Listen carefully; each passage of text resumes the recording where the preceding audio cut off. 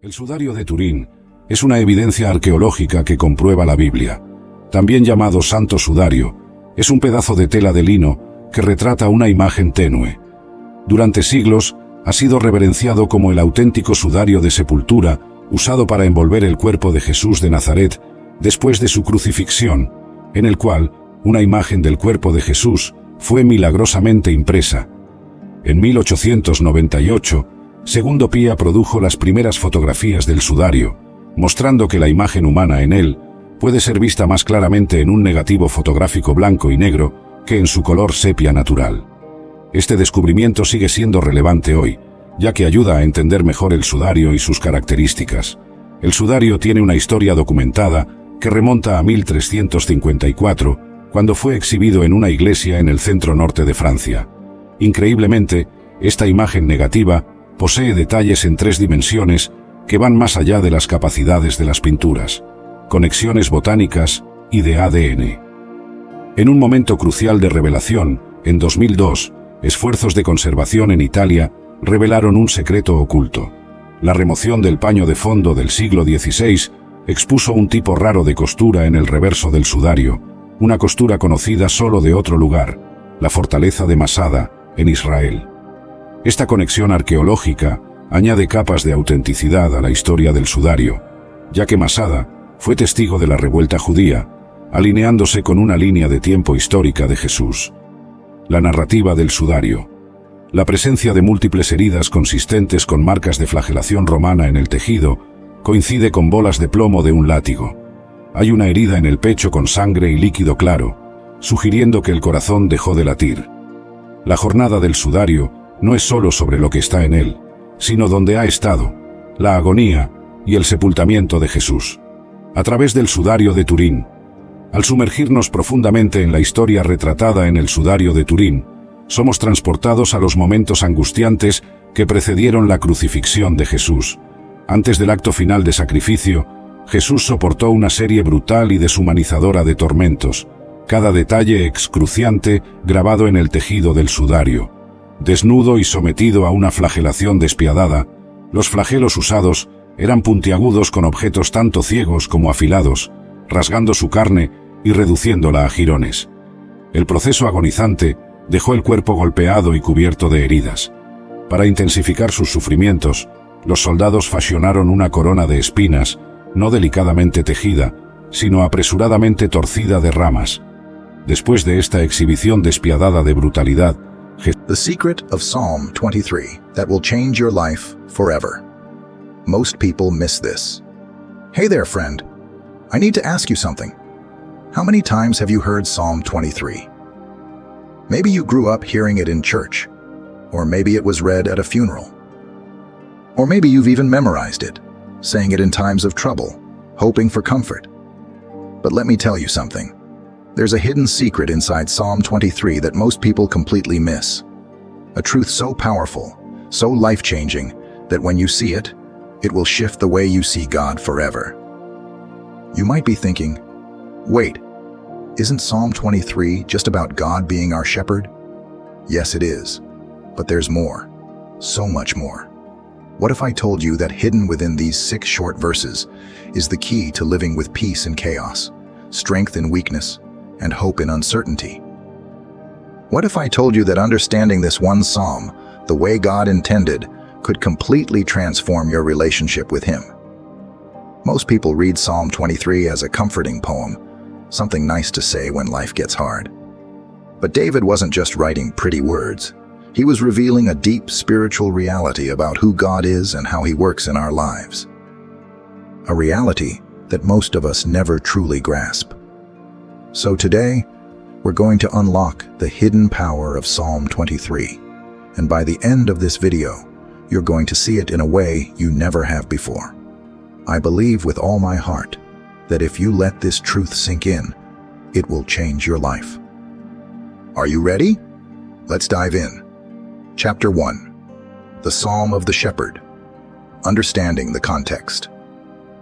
Alright, before we dive deep into the hidden secret of Psalm 23, we need to step back and understand the context, because context changes everything. Who wrote Psalm 23? Psalm 23 was written by King David. Yes, the same David who fought Goliath, the same David who became king, and the same David who messed up big time, but was still called a man after God's own heart. But here's what most people don't think about. Before David was a king, he was a shepherd. He spent years in the fields, tending to sheep, protecting them from lions and bears, guiding them, caring for them. So when David calls God his shepherd, he's not just using a random metaphor. He's speaking from deep, personal experience. David knew firsthand what it meant to be a shepherd, and more importantly, he knew what it meant to be a sheep, completely dependent on the one leading him. The cultural and biblical importance of shepherds. Shepherding was a big deal in ancient. Imagina que estás en medio del caos diario. Trabajo, estudios, responsabilidades. Todo pasa tan rápido que apenas te das cuenta de cómo el tiempo vuela. Nos acostumbramos a vivir bajo presión, a tratar de controlarlo todo, y a veces nos olvidamos de la pieza más importante en nuestras vidas, Dios. Y es que, aunque muchos piensan que involucrar a Dios en todo es solo un cliché, la realidad es que cuando lo haces, algo cambia profundamente en tu vida.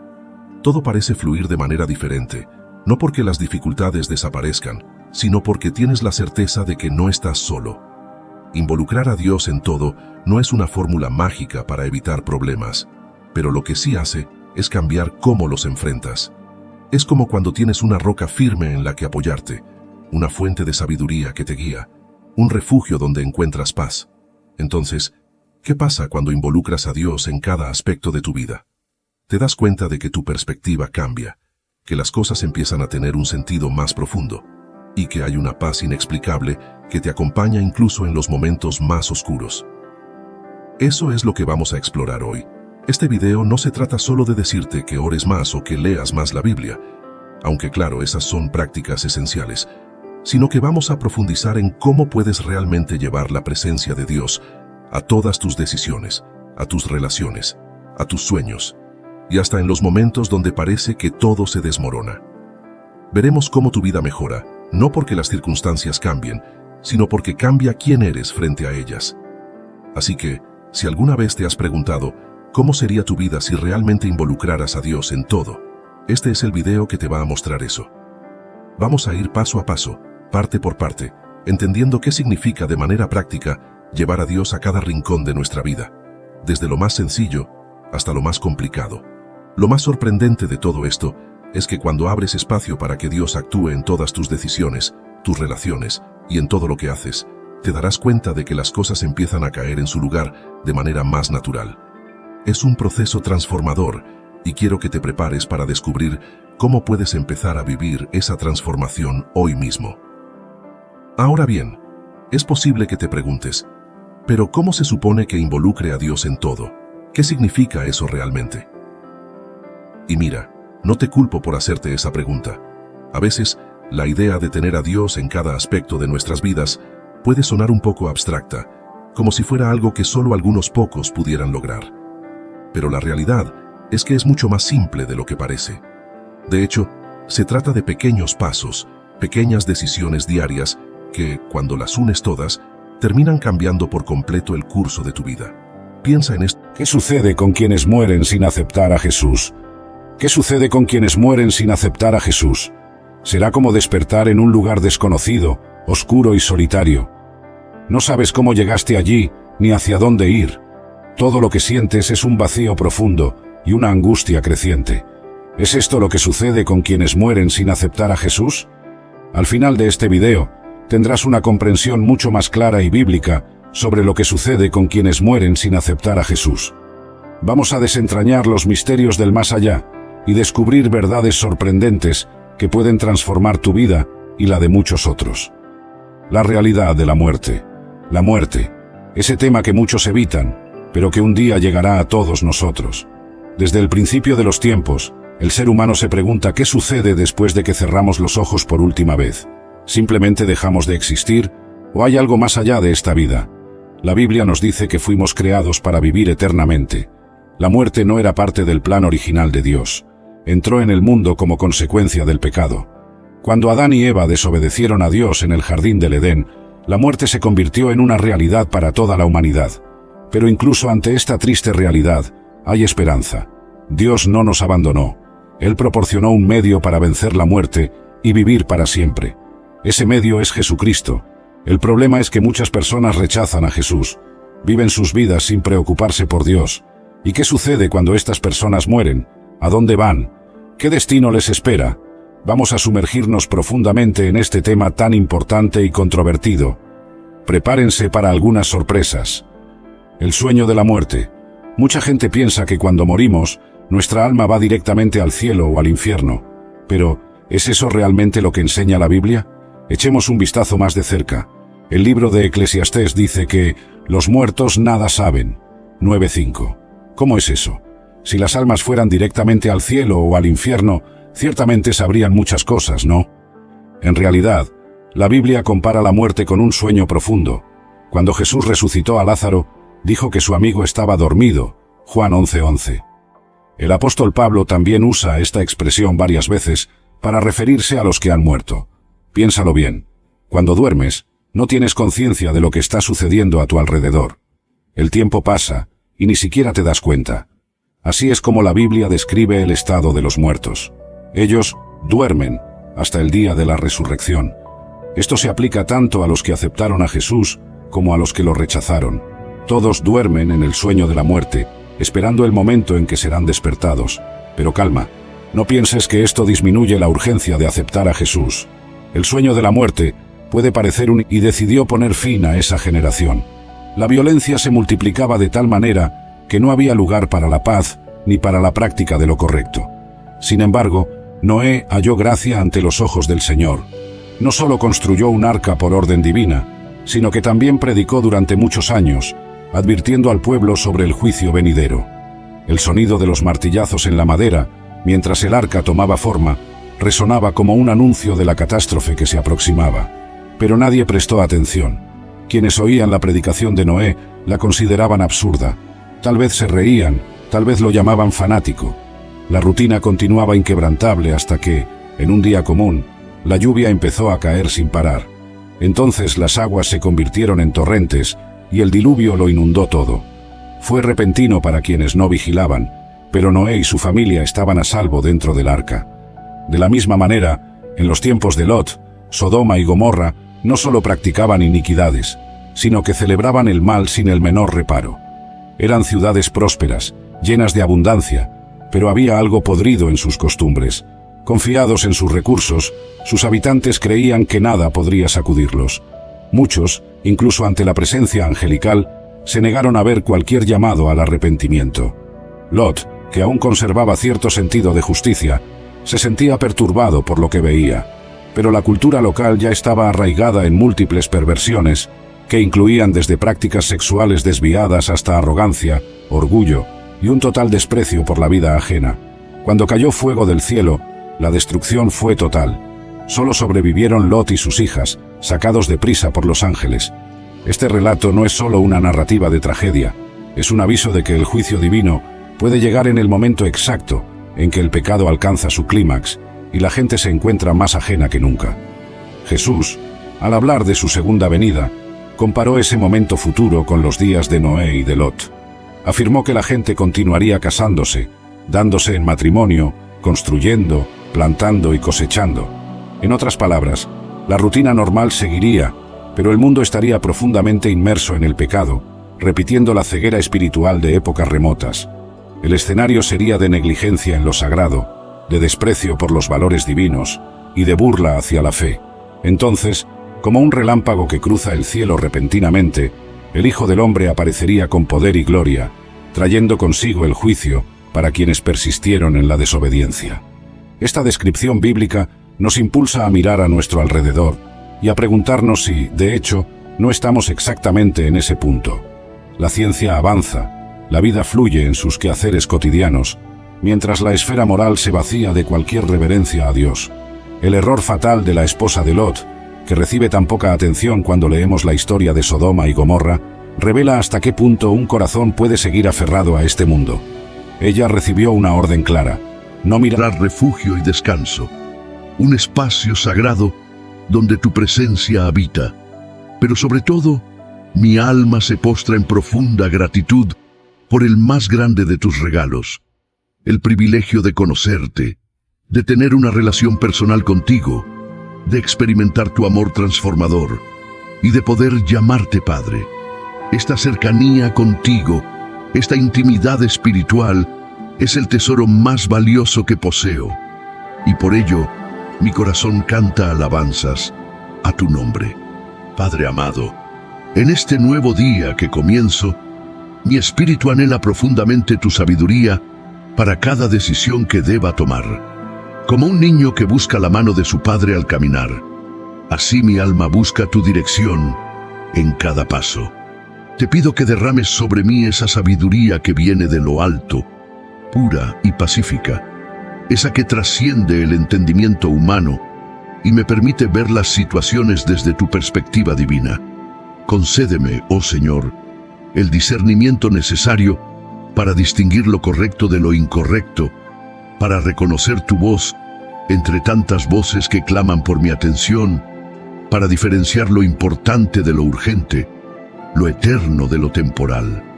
En este momento, pongo en tus manos santificadoras cada uno de mis pensamientos. Purifícalos y transfórmalos para que sean puros, edificantes y dignos de ti. Que mi mente sea un reflejo de tu verdad y que cada idea que surja esté alineada con tus principios eternos. Te entrego mis palabras, que sean como bálsamo para quienes las escuchen, que transmitan verdad, amor y esperanza. Que mi lengua sea instrumento de bendición y no de maldición. Que mis expresiones construyan y no destruyan. Que cada frase que pronuncie esté sazonada con la sal de tu gracia. También someto a tu señorío cada una de mis acciones. Que mis manos sean extensión de tu amor. Que mis pies me lleven por sendas de justicia. Que cada gesto y movimiento refleje la dignidad de ser hijo tuyo. Anhelo que todo mi ser esté perfectamente alineado con tu voluntad perfecta. Que cada decisión que tome, cada camino que elija, cada proyecto que emprenda, me acerque más a tus propósitos eternos. Que este día no sea vivido en vano, sino que cada momento sea una ofrenda agradable ante tus ojos. Un paso más en el cumplimiento de tu plan divino para mi vida. Señor, en medio de un mundo agitado y turbulento, donde el caos y la inquietud parecen reinar, vengo a ti buscando esa paz que sobrepasa todo entendimiento humano. Como un oasis en el desierto, tu presencia ofrece el refugio.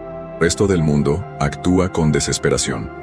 En este video, vamos a desglosar juntos los principios del Salmo 46 y entender cómo aplicarlos en la práctica, cómo desarrollar una mente alineada con la verdad espiritual y, al mismo tiempo, con los principios que Napoleon Hill enseñó sobre el éxito, la prosperidad y la realización personal.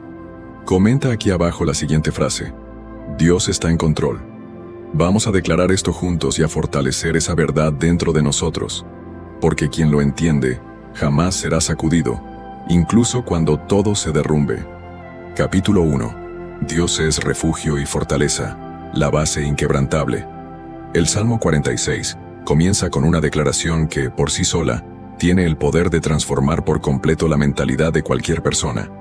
Dios es nuestro amparo y fortaleza, nuestro pronto auxilio en las tribulaciones. Observa con atención. El texto no dice que Dios se convertirá en refugio, ni que tal vez lo será algún día. Afirma que Él es, en presente, siempre, inquebrantable. Esa es la base. Todo en tu vida, espiritual, emocional, financiera, debe partir de este entendimiento. Quien construye su vida, sus negocios, sus inversiones, su camino hacia la prosperidad fuera de este fundamento, en realidad está construyendo sobre arena. Y cuando vienen los vientos, las crisis, las tormentas, y vendrán, todo se derrumba. Napoleon Hill enseña en su principio clásico de la fe aplicada que la base de toda riqueza comienza en la mente. Pero no es cualquier mente. Es una mente dominada por la certeza, por la convicción, por la confianza absoluta de que hay una fuerza superior organizando las circunstancias, incluso cuando parecen desfavorables. Hill no hablaba directamente de Dios en términos teológicos, pero dejaba claro que existe una inteligencia infinita, un orden superior que responde a la fe, la persistencia y la determinación. Cuando el Salmo 46 declara que Dios es pronto auxilio en la angustia, está enseñando el mismo principio que Napoleon Hill tradujo al mundo de los negocios, de los emprendedores y de los inversionistas. La presencia de la fe destruye el miedo. Y donde no hay miedo, hay claridad. Donde hay claridad, hay decisión. Y quien decide con claridad, construye riqueza. Muchos intentan prosperar confiando únicamente en sí mismos. Ponen su seguridad en el dinero, en los activos, en el patrimonio. Pero cuando el mercado colapsa, cuando la economía tambalea, cuando lo inesperado golpea la puerta, esos pilares se caen. ¿Y qué queda? La desesperación. Porque confiar en lo inestable es la receta perfecta para el fracaso emocional y financiero. Por otro lado, quien entiende que su fortaleza está en Dios, no se sacude. Mira la crisis y ve oportunidades. Mira el miedo que resonó por las cámaras sagradas, interrumpiendo cánticos y oraciones. De pronto, el lugar santísimo, que durante siglos había permanecido oculto, quedó expuesto ante todos. Este suceso no fue solo una curiosidad histórica, sino una declaración teológica profunda. El velo rasgado simbolizaba el fin de la separación entre Dios y la humanidad. Ya no sería necesario un sumo sacerdote humano para mediar entre el pueblo y lo divino. Mientras el velo del templo aún colgaba partido en dos, la tierra bajo los pies de todos en Jerusalén comenzó a temblar violentamente. El relato bíblico es claro. Un gran terremoto sacudió la región en el momento exacto de la muerte de Jesús. No era un temblor común de los que ocasionalmente afectaban la zona. Su precisión cronológica era innegable, pues coincidió exactamente con el instante en que Jesús entregó su espíritu. Era como si la misma creación respondiera a la muerte de su creador, como si la tierra no soportara el peso de ese momento, sin manifestar su angustia. El terremoto fue lo suficientemente fuerte como para partir las rocas y cimbrar las estructuras hasta sus cimientos. Las personas caían al suelo, buscando protección, mientras otras corrían por las calles llenas de pánico. En el Gólgota, donde el cuerpo de Jesús seguía colgando de la cruz, los soldados romanos se miraron entre sí con asombro. Ya habían presenciado las tinieblas sobrenaturales durante 3 horas. Habían oído las últimas palabras del condenado, y ahora sentían la tierra temblar bajo sus pies. Era demasiada coincidencia para atribuirlo al azar. El centurión, mirando a Jesús y después al cielo, a las rocas que se partían y a la reacción de sus hombres, pronunció palabras que seguramente lo habrían puesto en peligro ante sus superiores. Verdaderamente este hombre era hijo de Dios. Para los judíos presentes, el terremoto tenía un significado aún más profundo. En las Escrituras, los temblores de tierra solían acompañar manifestaciones divinas. Cuando Dios descendió sobre el monte Sinaí, la montaña tembló con violencia. Los profetas habían anunciado que el día del Señor estaría marcado por señales en el cielo y en la tierra. Mientras el terremoto aún se sentía en las colinas de Jerusalén, algo aún más extraordinario comenzó a suceder. Muchas tumbas, la mayoría excavadas en las rocas que rodeaban la ciudad, empezaron a abrirse como si una fuerza invisible hubiera removido las pesadas piedras que las sellaban. Según la tradición judía, los muertos se colocaban en cuevas o sepulcros, tallados en la roca, sellados con grandes piedras que se hacían rodar para tapar la entrada. Era un método práctico y respetuoso de sepultura, pero ahora, con el potente terremoto, las piedras que sellaban muchos de esos sepulcros se movieron. El registro bíblico es breve pero impactante. Se abrieron los sepulcros, y muchos cuerpos de santos que dormían resucitaron. Este suceso supera incluso lo extraordinario de los eventos anteriores. No era solo la naturaleza respondiendo a la muerte de Jesús, sino la misma muerte siendo desafiada. Los habitantes de Jerusalén debieron observar con asombro cómo sepulcros, algunos sellados por años, se abrían repentinamente. Probablemente, algunos se acercaron con... So why does this matter? Why should we take the time to learn the correct way to talk to God? It's simple. Because prayer is the lifeline of our faith. It's how we stay connected to our Heavenly Father. It's how we find peace in the chaos, strength in the struggle, and direction when we feel lost. And most importantly, it's how we build a deeper relationship with the one who knows us better than we know ourselves. In this journey, we're going to uncover biblical truths that will challenge and inspire you. We'll tackle questions like, how do I approach God with reverence, but also with intimacy? What should my prayers include? How do I pray when I don't know what to say? What do I do when my prayers seem unanswered? And by the end of this, my prayer is that you'll walk away, not just knowing how to talk to God, but with a renewed passion for spending time in His presence. Because when you truly understand what prayer is and how to approach it the way God designed, you'll never look at prayer the same way again.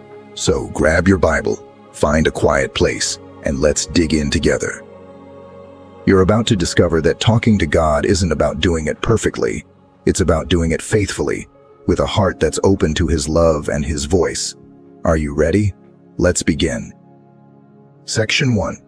Understanding why prayer matters to God. The foundation of prayer. Let's start with a fundamental truth. Prayer is not just a religious duty.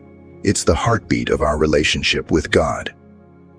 If you take away everything else in your walk with Him, your church attendance, your Bible studies, your good works, prayer remains the one thing that keeps you connected to the Father. Prayer is the way we communicate with God, the way we pour out our hearts, the way we seek His guidance, and the way we express our love and dependence on Him. In Psalm 145:18, we're reminded of something beautiful. The Lord is near to all who call on Him, to all who call on Him in truth. Let that sink in for a moment. The God of the universe comes near to those who call on Him. That means prayer is not just a monologue where you're speaking into the void. It's a dialogue. It's a sacred exchange between you and your Creator. He listens. He responds. He desires to be near you. The Bible gives us countless examples of people who relied on prayer to stay connected to God. Abraham talked to God as a friend. Moses interceded for the people of Israel.